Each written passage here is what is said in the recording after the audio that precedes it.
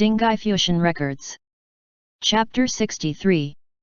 Emotions of the Heart. Chen Xing lifted aside the blankets to climb off the bed, but his legs suddenly gave out underneath him. Xiang Shu rushed to hold him up and said, "You sit a little while longer, I'll go find someone to make you some food." Not long after, Xian also came over with his usual hubbub, and he sighed and said, "You're finally awake. I never thought it would be this serious." Chen Xing also couldn't have predicted that after one fight at Kuiji, he would actually stay in a coma for 3 whole months. After asking Xiao Shan, who had vividly narrated the events of that day, Chen Xing finally understood what had happened afterwards, when Xiang Shu had tightly clutched his unconscious self and returned to Jiankong. Xian had been extremely anxious after learning of what happened and had helped Xiang Shu to invite multiple doctors, even the imperial doctor in the palace, to look over Chen Xing. Their diagnoses were all the same: the meridians were injured, and quiet rest was necessary for recovery. Only one apothecary named Pu Yang, who usually stayed by the side of Sima Yao, brought up the point that this condition had been recorded in historical records before. This was the aftermath of consuming too much of the spiritual Hun, so a coma was inevitable. In a few days, after the Hunpo had a chance to recover some strength, he would perhaps wake up on his own.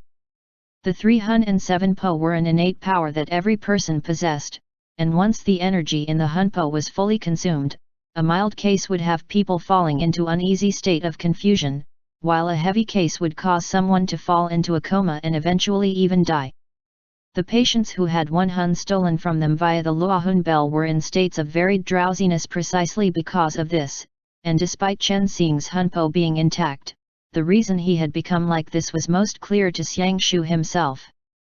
That day, in that last moment of slaughtering the 3 drought fiend kings, he didn't know why, but he had forcefully pulled in the energy of Chen Xing's Hunpo, causing him to exhaust his spiritual Hun, and thereby fall into a coma. But the lucky thing was that though exhausting the Hunpo was severe, it could slowly regenerate. As long as a person didn't die, their Jing Qi Shen would gradually recover. So in these past days, Xiang Shu had stayed constantly at Chen Xing's side, feeding him medicine and water and food, wiping his body and flipping him over, standing guard inside the room during the day, and sleeping by his side at night. "What?" Chen Xing asked wildly. He, how long did he let me go between baths? Did he always feed me congee?" "Xian, this. I also don't know, maybe you should ask Protector Xiang?" "That seems right, he did feed you congee, and though you were in a coma, you were still able to swallow. When I came by a few times, I saw Xiang Xiangdi feeding you congee and massaging your neck to make you swallow. Of course when he sponge-bathed you, he closed the door. He actually looked after me for 3 months. Chen Xing had no idea how he would go about repaying this debt. Xiang Shu brought the congee in, and Xian continued, "You should rest properly." "Good, as long as you're awake, that's good." "Xiao Shan, Chen Xiangdi just woke up, do you want to let him rest a bit?" Xiao Shan laid on Chen Xing's body without moving, so Xian could only bid farewell on his own. Xiao Shan at this time rolled towards the inside of the bed, nonchalantly lifting up his legs as he pillowed his head on his arm. Xiang Shu said, "Eat some congee." Chen Xing said, "I actually slept this long? Kuiji is safe, right?" Xiang Shu nodded in response and moved to feed Chen Xing, who hurried to say, "I'll do it on my own." Xiang Shu didn't push but rather watched Chen Xing from the side as he ate. Chen Xing only felt that his arms were limp and powerless, though he knew that this was just an effect of sleeping for so long. After a few days of normal activity, his arms would gradually recover their former strength. Chen Xing only felt that he was so hungry he could eat an ox, and even if there was only congee, well, congee was better than nothing. After eating, he rubbed his stomach, and Xiang Shu said, "Xie Dayun says that you should first eat watery foods. After a few days you can return to a normal diet. In these 3 months I The two of them spoke and stopped at the same time. Xiang Shu gestured for Chen Xing to speak first, and the edges of Chen Xing's mouth twitched. Originally, he wanted to apologize for giving Xiang Shu trouble in these past 3 months, but he was also afraid that Xiang Shu would get mad at that, and anyways if Xiang Shu was ill and unconscious, he would also do the same, so it didn't matter. It's nothing, Chen Xing shook his head and smiled a little. Xiang Shu said, did you dream? You don't remember anything. Chen Xing actually had no idea. He felt that he had only had a good night's rest, and the only dream he had was that brief moment when he saw Shu's heart, but he suspected that was not a dream, and he promptly explained it to Xiang Shu. The Drought Fiend Kings seemed to have all been taken care of. Chen Xing still remembered that last scene he saw before he fell unconscious. Despite the painful consequences he had to deal with, they still managed to get rid of the Drought Fiend Kings, and the only one whose status was unknown was Sima Wei. Xiang Shu nodded and spoke, if there are no unforeseen factors, then the only one left is Shi Hai, whose identity we still don't know. Of the 6 Drought Fiend Kings, they had already disposed of 5 of them, and the only one left was Sima Wei, who had been struck by lightning. The chess pieces that Shi Hai had carefully hidden in the south had therefore been wholly uprooted. Before, Chen Xing thought that the road ahead was one that was filled with thorns, and that walking through it would be very difficult, but unknowingly, they had already accomplished so many things. Xiao Shan tilted his head to look at Chen Xing, and Chen Xing rubbed his head and spoke again, of the artifacts that were stolen from Zhonglu, we've already managed to retrieve 3, the yin-yang mirror, the zhang drum, and the luohun bell. No matter where Shi Hai was hiding, this was a great blow to him. 3 months had passed, and his eventual death date drew a step closer. 2 years ago, it had also been this kind of an autumn day when Chen Xing left Mount Hua to go to Xiangyang. Today, if he counted on his fingers, he still had almost 2 years left, and perhaps before Iupiter left and he died, they could actually take down Shi Hai. That Azure Jiao was actually Xin Yuanping. Chen Xing recalled what had happened in the city of Kuiji, and he couldn't help but exclaim. Can't you talk about something else? Xiang Shu was beginning to feel irritated, and he asked, why is your brain filled with these kinds of things? Chen Xing began to smile and replied, ah? What should we talk about then? Xiang Shu furrowed his brow, saying, I thought you would never wake up again. Xiao Shan randomly let loose a whistle. Chen Xing suddenly felt that there was some odd meaning hidden in this whistle, and he looked suspiciously at him. Xiao Shan hopped off the bed and walked away. Xiao Shan? Chen Xing asked. Xiang Shu glanced at Xiao Shan, before saying to Chen Xing, from today onwards, you are not allowed to use the heart lamp anymore. Chen Xing protested, how can I not use it? In the silence of all magic, the only mana left is the heart lamp. If I didn't use it, what would happen? Right now the location of the Dinghai pearl is unclear. Xiang Shu, displeased, interrupted him. If you keep using it like this, you'll die. Chen Xing just smiled in response. Do I have a choice? Protector, I just woke up, are we really arguing again? Xiang Shu could only drop the matter, and the two of them sat again in silence. Thankfully Feng Qianjun arrived soon after, clearly having just woken up from his afternoon nap, clothes in disarray in his rush to get to the Xie manor. As soon as he saw Chen Xing awake, he warmly greeted him, and gradually that chilly tension between Xiang Shu and Chen Xing melted away. Your heart lamp is really too powerful, Feng Qianjun said. Using it for such a short time made you sleep for 3 months, what can we even do next time? Chen Xing was currently feeling down from Xiang Shu's scolding, so his tone was stubborn as he said, we'll do what needs to be done. As long as we can get rid of Shi Hai, is any price too high to pay? If only I survive, what point would there be?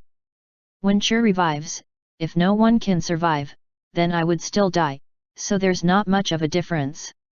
After hearing this, Xiang Shu didn't say anything. He rose and walked away. Chen Xing watched Xiangshu leave with a sudden twinge of discomfort in his heart. He knew that Xiangshu was afraid of him exhausting his own energy and dying, but what other choice did he have? If the Dinghai pearl was found, Feng Qunjun said, would that make things easier for you? Chen Xing said, theoretically, yes. Even though it would still impact my meridians, the magic would at least prevent damage to my hunpo.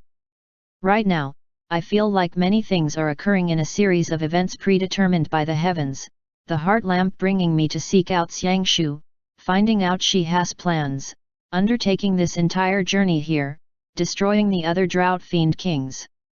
Feng Qunjun smiled. That's true, don't you have the protection of Iupiter? Those who are worthy will naturally receive the help of the heavens, and whenever problems arise, they can always be solved. Chen Xing pondered for a moment, before smiling and replying, yep.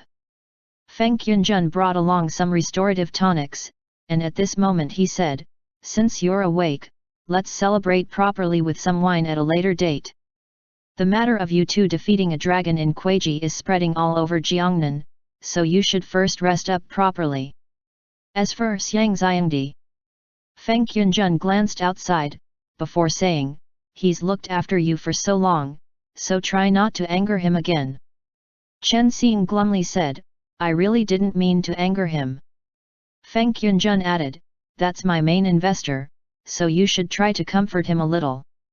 Whether Chen Xing knew how to comfort people was no matter, Feng Qunjun however was very well versed in doing so, and with a few sentences he managed to let Chen Xing feel vindicated. After he bid farewell, Chen Xing kept mulling it over, before finally deciding to go talk with Xiangshu. He had felt immeasurably calm when he had woken up to see Xiangshu beside him. Ever since his master passed away, in this world there was only Xiangshu who would be so concerned over his safety, and that thought made him feel both discomfited and moved. Chen Xing had used the heart lamp several times, and every time it was stronger than the time before, and it was also easier to go all out each time. Through this process, he gradually realized that he was using the energy of his own hunpo like he would the spiritual qi of the heavens and earth. When he injected the energy of the heart lamp into Xiangshu's body and his sword, under the restriction of the silence of all magic, he was using his own hunpo to replace the spiritual qi that was usually used to slay demons. The price was that every time he used mana, no matter if it was to purify an artifact or to draw out Xiangshu's power as a protector, he was always burning up his hunpo. And the day Iupiter left, Chen Xing began to suspect, would that be the moment Xiangshu stabbed the Akala blade into the heart of the devil god? The future seemed to gradually become clear to him, this was perhaps, no, this must be their ultimate conclusion. In facing down the devil god, he would burn up his 307 po until they were exhausted to power the Akala blade, helping Xiangshu dispatch this last great danger in the divine land. This kind of a glorious death in battle, without saying, was something that Chen Xing was very satisfied with. But Xiangshu would definitely be sad ba. He didn't know when it began, but on their journey from Chang'an to Chi-Le-Chuan, and from there to Jiangnan, Chen Xing could vaguely feel that their relationship had gradually become like the ones he had read about in the historical records, where their heart's desires were one and the same. That feeling was especially strong in that moment when Xiangshu flew up to that platform on the official's manor to save him. Clearly he had felt Chen Xing's cry for help. Xiao Shan was good, and Feng Qunjun wasn't bad, Chen Xing mused as he stood alone in that hallway, thinking about the companions that they had gathered. Ever since they met, he had never been brave enough to get too close to them, never mind bringing up his inevitable end around them. He knew that one day they would inevitably part, and if there weren't any strong feelings between them, then maybe, when he did have to leave, they wouldn't be too sad. Only Xiangshu was different. Even though Chen Xing couldn't point out clearly what was different, he recognized it. It was that same feeling when they were at Chi-Le-Chuan celebrating the Autumn Close Festival, when he had watched Xiangshu and felt a strange tug at his heart, despite him not using the heart lamp. Chen Xing sped up his footsteps as he suddenly really wanted to see Xiangshu. When he had first awoken he hadn't thought things through clearly, but now, thinking about it, to him it was only a long nap, but to Xiang Shu, it would have been a long, anxious wait. He finally understood the emotions that drove Xiang Shu to want to talk to him. Under the clear autumn sky, Xiang Shu was sitting in front of the bedroom, facing the courtyard, his head lowered as he studied a bamboo slip. Chen Xing stopped in his tracks, looking at Xiang Shu. "Why did you come here again?" Chen Xing asked. Xiang Shu had recovered his usual expression as if nothing had happened, and he lifted his head to look at Chen Xing as he replied, "This is my room, and since you're awake, I came back. Any problem with that?" Chen Xing was silent for a moment. He felt that Xiang Shu was angry, but just as he was going to divert the topic, Xiang Shu responded in a puzzling way, as if he wasn't angry. He just continued seriously, "I'm looking at the slip about the Akala blade." The Akala blade, Chen Xing thought for a moment, before continuing, if the spiritual qi of the heavens and earth were still here, it would be stronger. The Akala blade can turn into 6 different magical weapons, Xiang Shu said. The demon-slaying staff, the Yao binding rope, the golden sun ring, the moon eclipse bow, the golden arrow, and its original form, the sword of wisdom. Zhang Lu made a sword box for it. The ensnaring nets of life and death are bound firm and strong, only to be cut by the sword of wisdom. The sword that they speak of is this same sword of wisdom. Life and death, Chen Xing said, is just like a net, that's the meaning probably. Xiang Shu's speech was unusually calm as he answered, "Everyone is born with the dust of the common world clinging to them, and no one can fully make their peace with the idea of life and death, so Zhang Lu felt that this sword of wisdom can help people cut away their obsessions." Chen Xing smiled and said, "Then for you to be the wielder of the Akala blade. These 3 months that you spent in a coma," Xiang Shu said, "I read quite a few of the old records left behind in the Xiang family, and Xian also helped me to find records from the exorcism department that were brought to Jiangnan when the capital was moved south." "Chen Xing, did you find anything?" Xiang Shu finally lifted up his head from the slip, looking earnestly at Chen Xing. His forehead was slightly wrinkled, as if he knew that when he brought up the topic of exorcism, Chen Xing would also become serious. "I know one thing," Xiang Shu said. "Every time I use the Akala blade, even when I feel the moment where you awaken the magic in my body, the mana all comes from you." In his heart, Chen Xing thought, "You've finally also realized it," but he stubbornly replied, "Yes, that's true, but exorcists and their protectors also have an uncontrollable connection between them." But Xiang Shu interrupted, "Originally if the divine qi of the heavens and earth hadn't disappeared, the heart lamp and the Akala blade would be able to borrow the divine qi to activate. But today, you're burning up your own hunpo to provide mana to the Akala blade, which is to say, every time we take down a Yao, what I'm using to do so is your life force." Chen Xing stopped talking. Xiang Shu continued, "The sword that swings down towards the drought fiend kings and the monsters is also the sword that swings down towards you." Chen Xing hurried to explain, "Don't put it so seriously, as long as you give me a little time to recover, I will gradually get better." "You won't get better." Xiang Shu's voice became harsh. "Your comas get worse time after time. At Chi Le Chuan, when you were captured by Che Lufeng, you merely sustained internal injuries. This time at Kuiji, you were in a coma for 3 whole months." Chen Xing originally wanted to retaliate against Xiang Shu's points, but after seeing his gaze, he felt that the one who was suffering the most in this situation was actually Xiang Shu. If he learned that Chen Xing only had less than 2 years to live, Chen Xing wouldn't dare to imagine what kind of reaction Xiang Shu would have. Since he thought through this point, he didn't ever want to argue with Xiang Shu over these things ever again.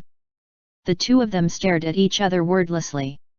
In that moment, Chen Xing felt that he harbored some strange emotion towards Xiang Shu, just like that day where he fought off 10,000 enemies on his own as he made his way into the shadow of the mountain to rescue Chen Xing, where he had leaned up against the tree as he sat with a melancholic expression.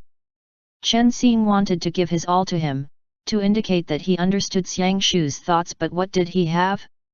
He had nothing, not even himself. Chen Xing had exhausted himself in trying to suppress his overwhelming urges, but even though that impulse left as swiftly as it came, he still managed to keenly capture it in the moment. He watched Xiang Shu, and without knowing why, he wanted to scoot over and gently kiss his lips, as if to say, I have thought about this before. Like millions of birds skimming over the highest point of the mountains, brushing past that 1,000-foot-tall summit, or like millions of shining fish leaping out of the ocean under the moonlight, their backs briefly touching the night sky in that moment, Chen Xing finally began to hazily become aware of his own heart. The heavens had actually, in these last 4 years, drawn down such a bold, dark stroke into his own fate. Even if he did his best to evade on the journey to where they were, there was no place to escape, as Xiang Shu was inevitably brought into his life. Speak! Xiang Shu angrily said. You're really good. In that short moment, Chen Xing's heart filled first with turbulent waves that then returned to a calm sea.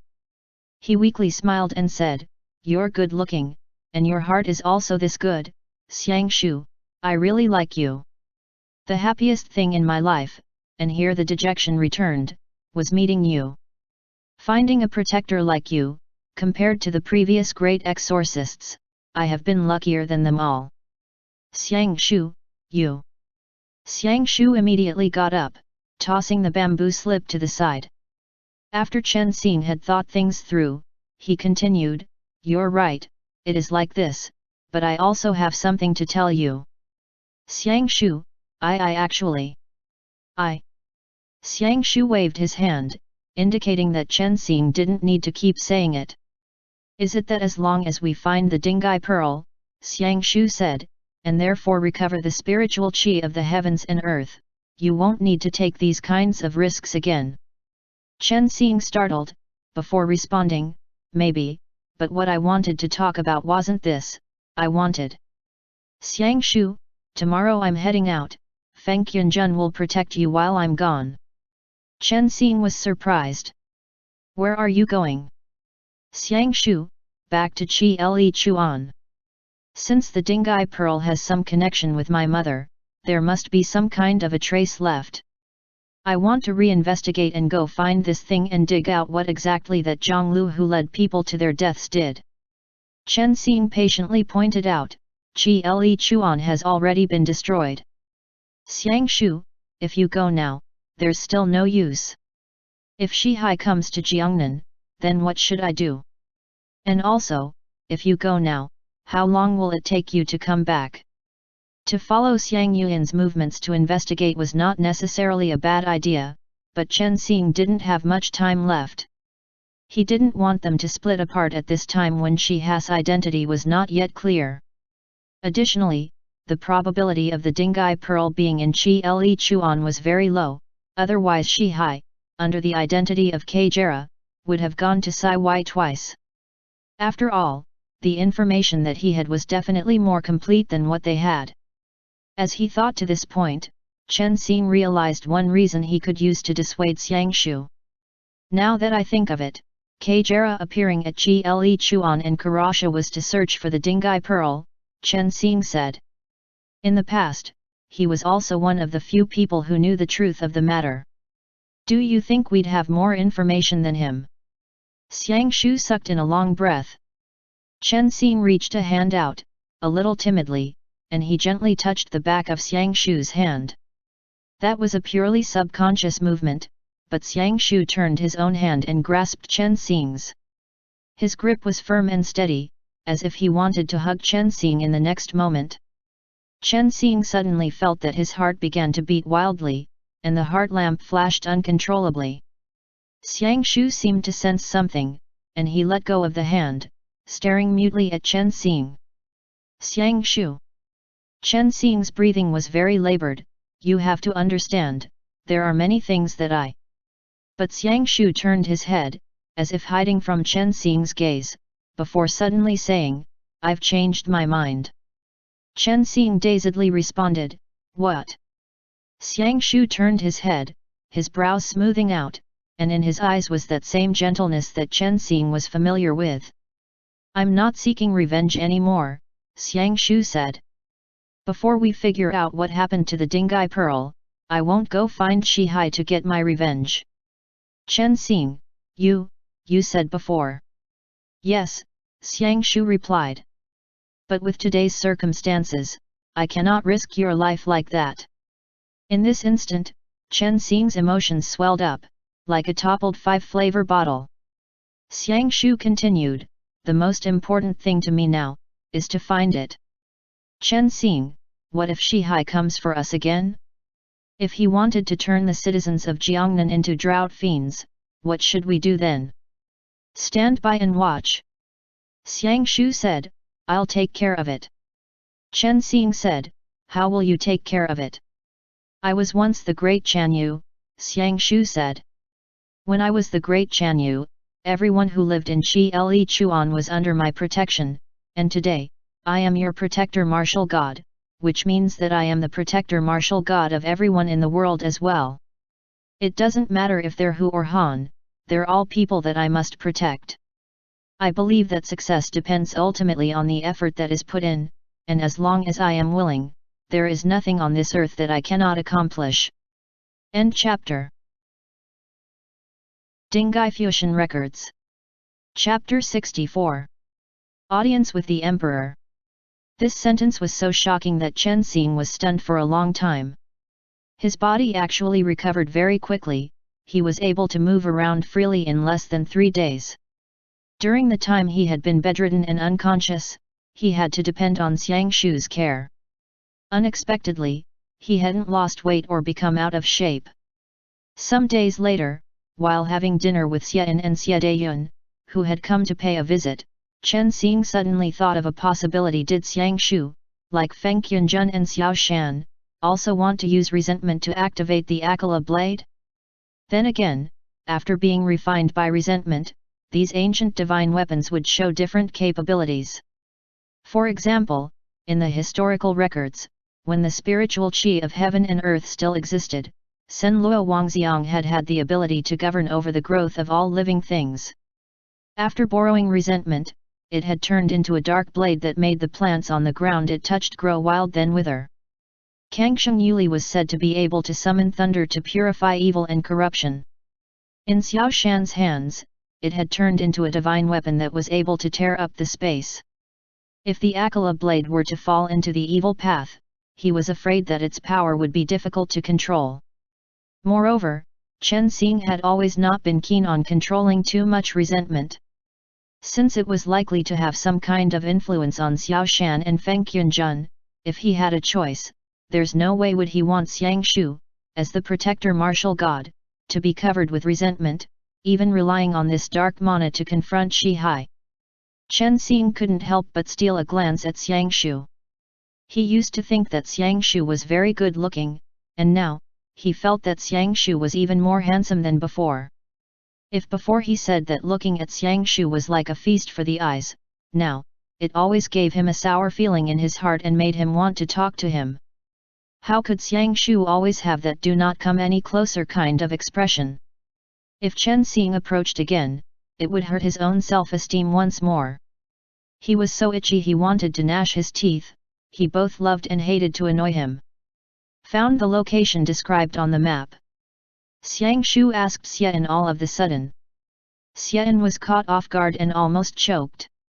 He said, "Someone said that one of them might be in MT Longmen in Luoyang, but I can't confirm it. I've dispatched people to check it first, making sure your trip doesn't end up in vain." Xie Dayun said, "Currently, the situation north and south of the Yangtze River is tense. Chen Xing, you've just recovered. Within half a year, try not to rush about." Xiang Shu thought for a moment and said, "I'll go to Mount Nanping some other day." Chen Xing remembered the second drawing and volunteered, "I'll go with you." Xian added, "Your attempt to kill the dragon in Kuiji has already alarmed the whole Jiangnan." "What happened to the dragon?" "It escaped," replied Xiao Shan. Many things had happened during the 3 months Chen Xing had been in a coma. First of all, the Dongzhi Bank had practically collapsed. Part of the property had been swallowed by the Emperor of Jin, who had been trying to find such opportunities for quite some time, and the rest was taken care of by Feng Qianzhen's Xifeng Bank. The Wang family, who had been its secret backers, was met with sudden misfortune. After running around to many places, they finally managed to keep their share, moving the property to Wu Commandery for the time being. In the short term, they would no longer be able to compete with the Xifeng Bank. Chen Xing felt concerned and eventually asked a question, "Lindaran, he? That was the messenger who died in the middle of his journey at the hands of Shihai and his group." It was apparent now that, no matter how much he had been tortured before he died, he hadn't breathed a single word about the results of the investigation. Xian consoled, died in the line of duty. Lin Yang hasn't married yet. A young and talented Moling person. When Chen Xing heard this, he couldn't help but feel sad. Xiang Shu deeply frowned, he wanted to say something but then hesitated. Fortunately, Xie Dayun's next words made Chen Xing feel a bit better. Lin Yang's parents and younger sister had been bedridden because they caught the plague 6 months ago, said Xie Dayun faintly.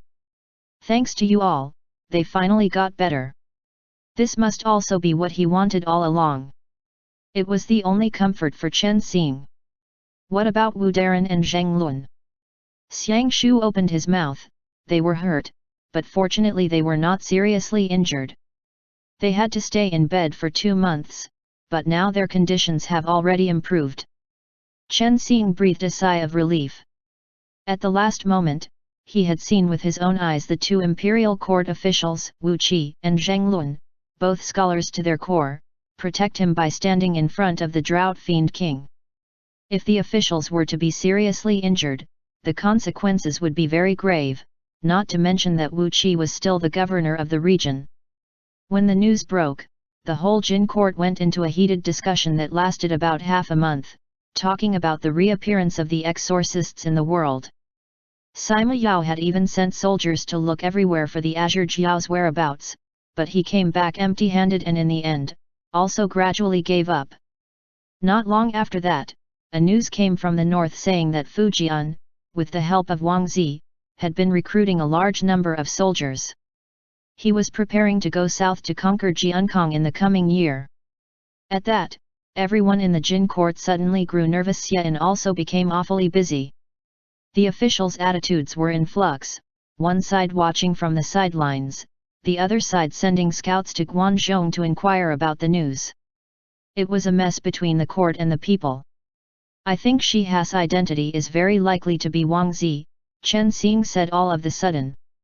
They magical artifacts for the 10,000 spirits array are now with us.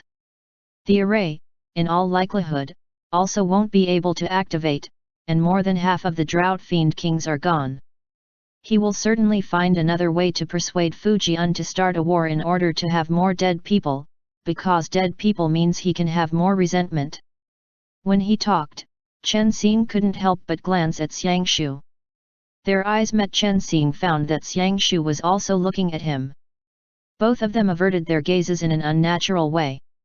Xian said, "It's not surprising that there's such a person by Fujian's side, manipulating him, but it's just not easy to confirm his identity. At the present, Chang'an is tightly protecting itself against the Hans, and even the scouts can't get much information. I'm even more afraid that he will utilize what you call the drought fiend army and cross the river. That would be very bad." In the face of national disaster, Xian displayed utmost dedication to his responsibilities. These days, his mind was filled only with things related to the war: wipe out the Qin and take back Chang'an as well as Luoyang in one fell swoop? Impossible, that's obvious. As long as the enemy could temporarily retreat, they would be able to survive for another day. But if the army sent to the south were all the living dead, and if they could still infect more people, I'm afraid the great Jin soldiers would surely retreat without a fight. Fujian should still not be that insane yet, Chen Xing said. I personally witnessed him kill hundreds of thousands of drought fiends. If the other way did happen, and he went so far as to use the drought fiends as the army for his southern expedition, it would be too. Chen Xing also didn't know how to describe it. Xian nodded and said, the point is, it's very difficult to send you to Luoyang now. Xie Dayun spoke all of the sudden, I heard that the imperial court is preparing to send an envoy to Luoyang. Wang Daren suggested we should probably start from Murongchang's place. The Xianbais also didn't want to march south, so Wang Zi and Murongchang stood on different sides. Since he's the enemy of our enemy, we should be able to arrange something together with him. Chen Xing's heart flipped, but Murongchang was determined that Xiang Shu was the one who killed his older sister, and he was afraid it wouldn't work. Is Murongchang a reasonable man? Chen Xing asked Xiang Shu. Xiang Shu, I don't know him very well. You ask me that, how am I supposed to know? Depends towards who ba, Xie Dayun said after thinking about it. I've heard some of Murongchang's deeds. I can only say that he is, smart and fickle, sentimental kind of person. Chen Xing was slightly surprised and asked, you even gossip over Murongchang? Regarding good-looking men, Xie Dayun said, there are always some rumors in the streets. Girls like to comment about beautiful men, am I right, great Chan Yu? Xiang Shu. Chen Xing hurriedly waved his hand, but it would be impolite to take Xie Dayun's words seriously. Xian pondered for a while and then said, this really depends on His Majesty's decision. However, if little Shidi wants to enter the palace to meet His Majesty, you actually have an opportunity to do so. His Majesty has been clamoring for quite some time about wanting to meet the exorcists. Last time, he even proposed to come and have a look. When they had arrived at the door of your rooms, who would have thought Dayun would chase them away? Uncle.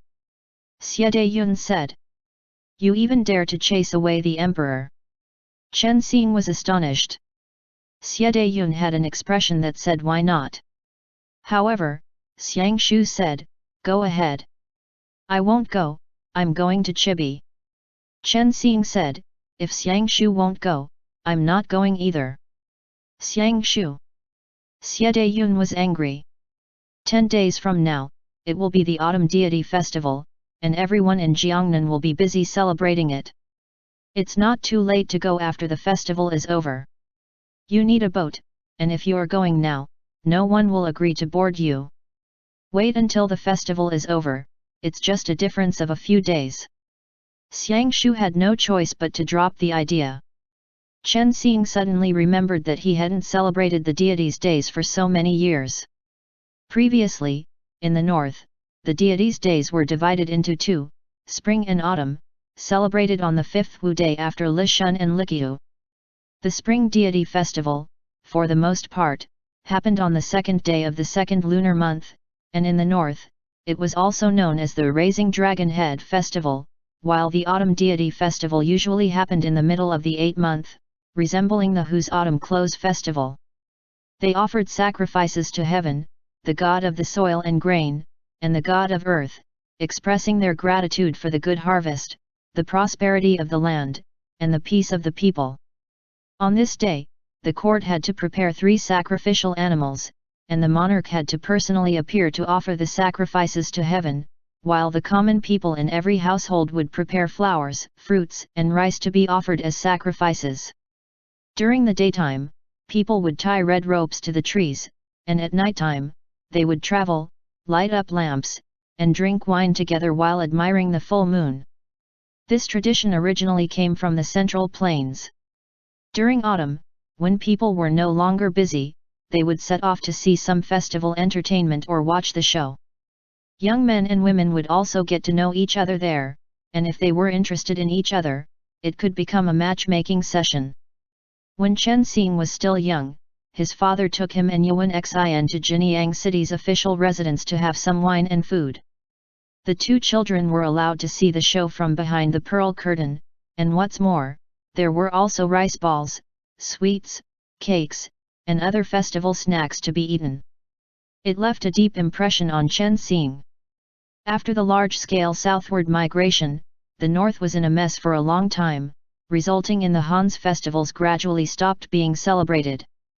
The Hus didn't even celebrate the Lantern Festival anymore, only celebrating the autumn close and Lunar New Year's Eve. The south, however, still retained many traditions of the Central Plains, which made Chen Xing feel very warm. Chen Xing fully recovered a few days later. At home, he taught Xiao Shan how to read, write, and speak every day. Taishu Palace once again sent someone to visit, and Xian knew he couldn't refuse any more, so he asked people to prepare new clothes for Chen Xing and the others in advance. A day before the autumn deity, when people on the Jing court had begun to have vacations, he took Chen Xing and the others into the palace to have an audience with the Emperor of Jin, Sima Yao. Many ancestors in Chen Xing's family were scholars, so it was clear to him that the Simas themselves should have been responsible for a large amount of things that led to the disaster of Yongjia decades ago. Sima Yao was also very courteous towards Chen Xing because of his identity as Xian's younger martial brother. As a result, Chen Xing didn't revere the emperor that much. Xiangshu was once the great Chanyu of the north. Even Fujian had been afraid of his three-point role. How could he be modest towards the Han emperor? Feng Yunjun came from a humble clan in the local area. Although there were no high-ranking officials among their younger generations, most of them were intellectuals due to the wealth they had amassed. Soon, the Fengs would become a distinguished family like the Wangs and the Xies. They were just waiting for an opportunity. Naturally, Sima Yao also wanted to win him over. So Xiao Shan was the only one full of curiosity when they came to see the Han Emperor. Chen Xing felt that he was the easiest one to go out of control, so he quickly said, "You are also the descendant of Huhanyi Chanyu and Zayajun. When we see the Emperor, you don't have to kneel. Act as usual and be good, and also don't make trouble, else next time we are invited, we're going without you."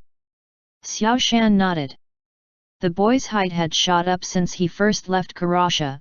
He had grown to the height of Chen Xing's shoulder and could no longer be held, but he was still thin, with a touch of youth's frailness. Since coming to Jiangnan, Chen Xing had been constantly on the move and hadn't had this kind of leisurely day for a long time. He had such time back when he was in Chang'an with Xiangshu, making clothes, taking baths, and then visiting his relatives and friends. After settling down in Jiankong, he had actually been wearing the same two clothes for several months, but now, he had remade his clothes once again. The materials and the style were especially selected by Chen Xing. The martial robe was mainly silk and lustrous white. Although it was in the Jin style Hanfu, there were a few tweaks that made it look like the Central Plains style. Although the four men martial robes were different, they retained similarities in some small parts. It was akin to the exorcism department's official clothing in a way. This was also Chen Xing's small wish. While I'm still here, might as well rebuild the exorcism department BA, even though the mana hasn't returned yet. Legends about exorcists have already disappeared for a long time, but at least for now, they are really alive. Xiao Shan looked like an elegant young man after being dressed up. Feng Yunjun looked more like a young master Ge from Jiangnan after changing his clothes. All they needed to do was to give him a folding fan. They were just fine, but Xiangshu, after changing his clothes, was immediately glowing with radiance. People were continuously staring at the four exorcists all the way to the palace, but the one people looked at the most, was precisely Xiangshu. Chen Xing also felt that Xiangshu had changed shape in a single shake, all of the sudden regaining that gorgeous great Chanyu's countenance of his like back on the prairie. But, compared to the brash, arrogant manner of back then, Xiangshu had become more reserved, as if wanting to smooth out all his edges. He had a pair of clear eyes that still concealed a faint gloom and seemed to examine everything, giving out an overbearing touch, a feeling that said they weren't being subjected to the laws of the world. "You look good," Chen Xing said in a sour tone. Xiangshu looked at Chen Xing and said nothing, but every time Chen Xing praised him with a hint of jealousy and admiration, Xiangshu's eyes softened a bit. Xian took the four men to the outside of Taishu Palace, saying, "Little Shidi, I'll go in first to inquire about His Majesty's sacrifice to heaven tomorrow.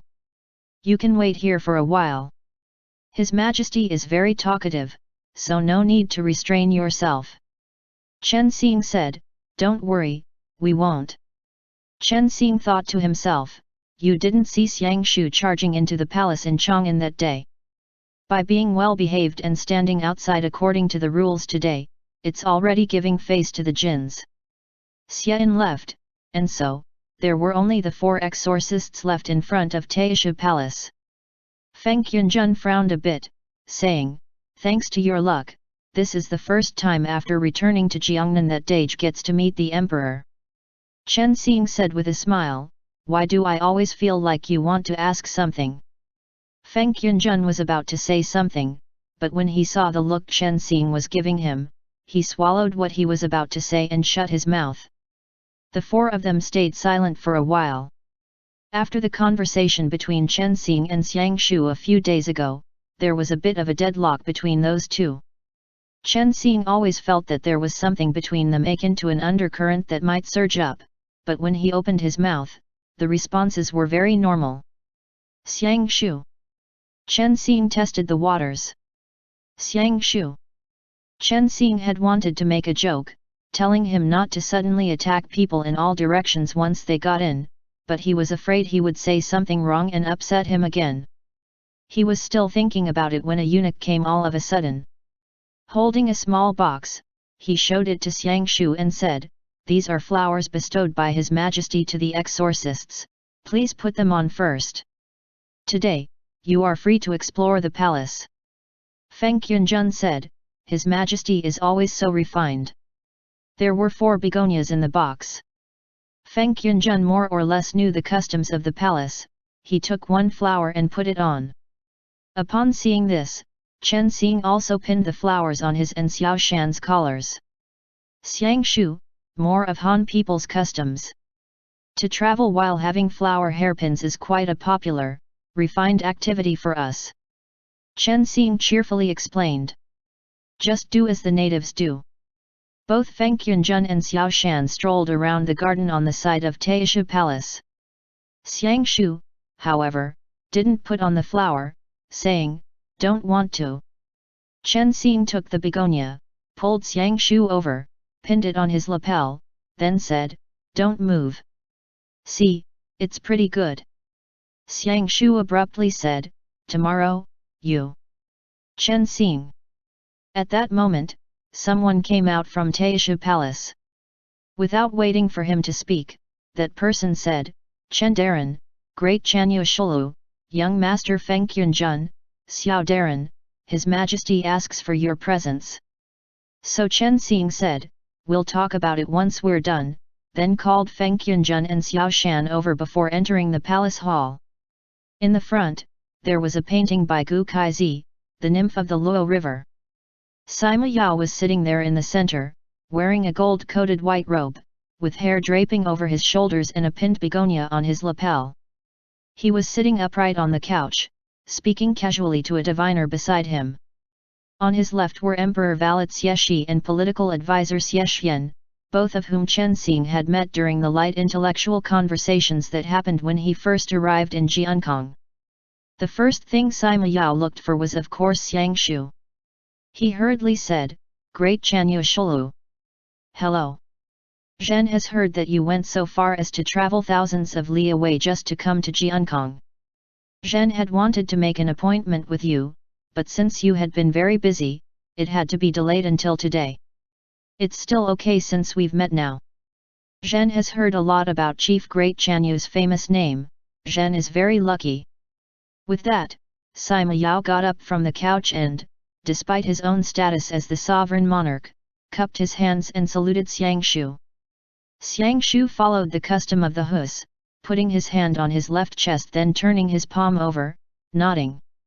After he finished with the etiquette for both countries' monarchs, he said again, "The pleasure is mine. I've already abdicated my position to Shi Mokan. Right now, my identity is the great exorcist Chen Xing's protector." This was the first time that Xiang Shu had introduced himself as his protector. Chen Xing felt very complicated when he heard this. This commoner, Chen Xing, courtesy name Tianqi, salutes your majesty. Chen Xing smiled and saluted. When Feng Yunjun was about to salute, Sima Yao said in a hurry, "No need to be over-courteous, for great masters, please sit, please sit." Ai, it's really difficult to get to see Chen Xianchen's face. Come, Zhen will introduce you to someone, this person here is Pu Yang Xianchen. When Chen Xianchen was unconscious, Pu Xianchen went to see you. The old diviner sitting beside Sima Yao nodded. Chen Xing had learned from Xie Dayun and Xie that this emperor was really casual and blunt. After Chen Xing introduced Xiao Shan, Sima Yao came to Xie Xian and said, "Move over a bit." Xie Xian shifted from his position with a smile and said, "I'm leaving now. I have something else to do." "Tianqi, you and His Majesty can talk." Xie Xian and Xie Shi immediately excused themselves and left. With a smile on his face, Sima Yao looked at the four people in turn and asked how's life in Jiankong. Chen Xing exchanged some pleasantries with him, knowing that despite the emperor residing deep in the palace, he wasn't idle. It was obvious that the other party had already known what everyone had been up to. Speaking of Kuiji, Sima Yao said, "Zhen has to express my gratitude. Chen Xianchen knows what Zhen's identity was before Zhen ascended the throne." Feng Yunjun took the lead and said, "Your Majesty was the king of Kuiji." "Ah. No," Chen Xing hadn't known about Sima Yao's past. After Feng Yunjun reminded him, he realized that before Sima Yao took over the position of emperor, the area bestowed to him to rule over was actually Kuiji. It also meant that he was really sincere in thanking Chen Xing and the others. "Really, thank you all very much for this," Sima Yao said. "You relieve my Jiangnan's people from their sufferings and eradicate the plague in one fell swoop." Chen Xing originally thought Sima Yao was just curious about the exorcists, but he actually talked about the state affairs with such earnest. He couldn't help but somewhat respect him, so he replied, "It's our responsibility to exorcise and subdue Yaos. Xiao Shan, don't randomly touch things. What did I say before we came here?" Once Xiao Shan had entered the palace, he kept wanting to touch everything or looking under the table. But Sima Yao just burst into laughter, knowing children that age was the most troublesome. He said, "It's okay, it's okay. Dayun is in the palace, so why not let her look after Xiao Xianchen and show him around first? You like weaponry, right? It's the perfect chance to have a look at Zhen's armory." So Xie Dayun was asked to come over by Sima Yao and she took Xiao Shan to the armory, which made Chen Xing very wary. He soon said, "Xiao Shan is actually a very good fighter, it's just he's still growing up at this time, begging your Majesty's pardon." "I've heard that," Sima Yao politely smiled and said, "You exorcists are all invincible in battle." Chen Xing had always been shameless about this matter, so he said, "The martial arts of the whole world is equal to a dan. Great Chanyu Shulukong has 8 do, Xiao Shan has 1 do, and the rest of the world, including Fujian, equally share a total of 1 do." Sima Yao. Chen Xing continued, "Else, in this kind of situation, how could we defeat Shi?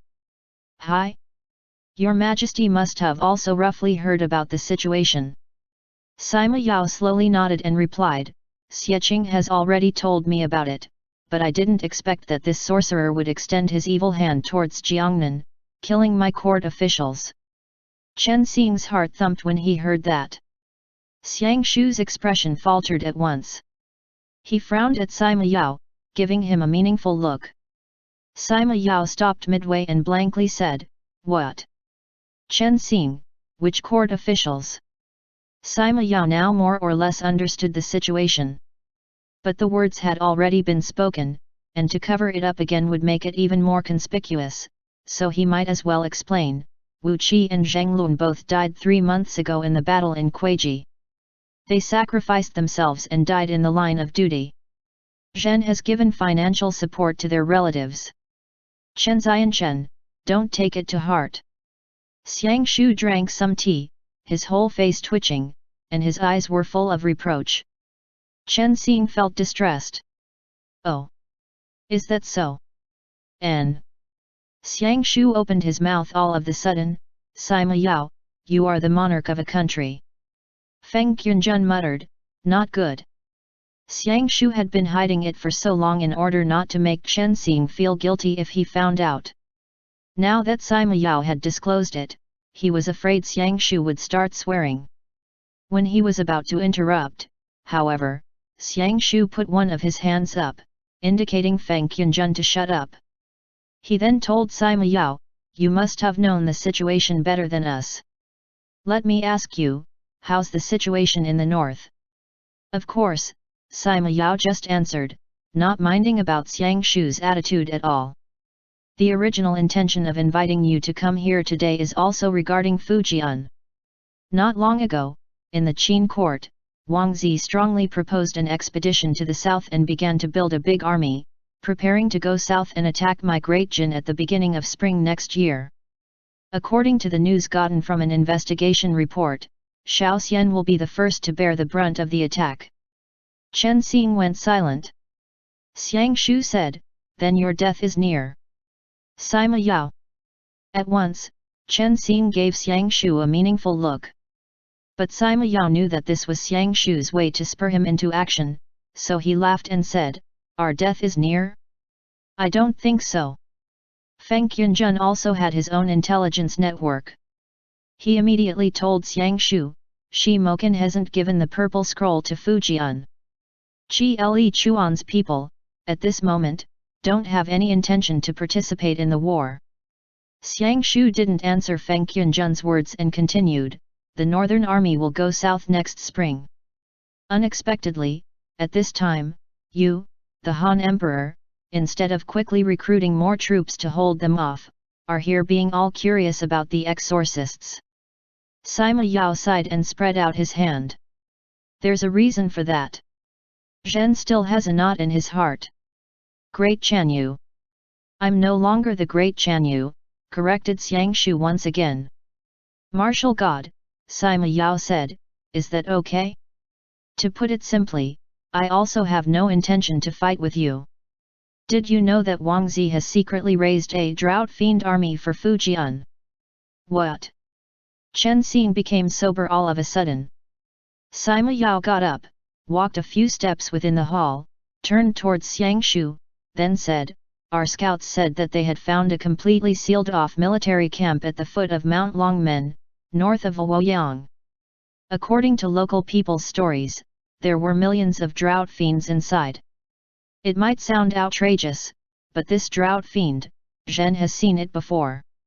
In Xiangyang, after the city fell and Zhu Su had defected, if I remember correctly, one living dead was still. Feng Qianzhen said, yes, it's that person we sent back to Meicheng. Xiang Shu was silent, frowning. Sima Yao, but Mirong Chong seems to be aware of this and is trying to stop it. Rumor said that Chang'an is currently split into two factions. One has the Xian Bais Mirong as its leader. Together with the Dis, the Xian News, and some other clans, they're trying to oppose Fujian's expedition to the south. The other one is led by Wang Zi. They want to dispatch troops on a large scale at the beginning of spring next year. Xiang Shu mocked, dispatch troops on a large scale? Jiantu fights either by utilizing manpower or depending on his luck. What kind of troops could he dispatch? Let me see the roadmap. In the whole world, only Xiang Shu dared to mock Fujian like this. Sima Yao, after hearing this, didn't dare to delay. He said towards the diviner, Pu Yang, go to my study room, bring in the map. Xiang Shu's skill regarding military and war was by no means inferior to Chen Xing. Just like Chen Xing's ability to speak and boast to a group of scholars, regarding Fujian's expedition, such as the army's strength, deployment, and combat style, Xiang Shu knew them all like the back of his hand. Chen Xing said, I still can't quite grasp Mirong Chong's stance in this. Xiang Shu casually spoke, Mirong Chong's stance isn't hard to grasp, that is, with the Mirong family. Sima Yao said, Feng Qing? I still remember Feng Qing's family used to run a business in Luoyang, surely you are quite familiar with the Mirongs. Feng Qianzhen nodded, and when asked, he just replied, their sole purpose is to restore their land. If Fujian does move to Luoyang, listening to Wang Zi's words to raise a drought-fiend army, first of all, he will restrain the Murong family. Then, if he gets away with his southern expedition, the Emperor of Qin will have more prestige, and again, will continue to expand his territory. His influence will keep growing, and by that time, the Murong family will surely have no hope of restoring their land. At this time, the diviner brought the scroll and spread it on the emperor's table. Based on our conjecture, Sima Yao said, Fujian's military forces will be divided into 3. First is Chang'an, and then the Hus, the Guanzong's 5 clans will be the main force. Martial God, please take a look. Sima Yao almost wrongly said the word Hu in front of Xiangshu. But, he still gave him the greatest respect by not saying a Hu person. I really am a Hu, Xiangshu coldly said. It's not a taboo topic. The last one must be his hidden army in Luoyang. Sima Yao nodded and said, yes, the third army is the troops from Pengcheng, Huaiyan, Xiapai, Suyi, and other annexed places. These 3 armies will rendezvous at the foot of Jiangjun mountain range in Fixi and Shaoxian's area. According to us, this ruler's and minister's calculations, the total number can't be lower than 500.000. The first battle at the start of spring next year will probably be Fei River, Xiangshu said in a deep voice. If I were Fujian, I would choose to cross the Fei River and go south towards Jiankong. Sima Yao nodded. Xiangshu, how many soldiers do you have? Sima Yao sighed. Counting the Baifu army, less than 100.000. Xiangshu actually answered with a light tone, I think winning the battle by using fewer people is actually not impossible. Chen Xing didn't expect that their meeting, which originally was just going to be a chat with Sima Yao, actually turned into finding countermeasures and ways to save the nation. People in Jiankong and Jiangnan, and other places were still not aware of the trouble that was coming their way. The war with the north was imminent. After Sima Yao explained the current situation, he returned to the couch in silence. At this time, Pu Yang, the diviner, finally said a word. Pu Yang only smiled as he said, the reason His Majesty asked everyone to come here today is because he has a request. End chapter.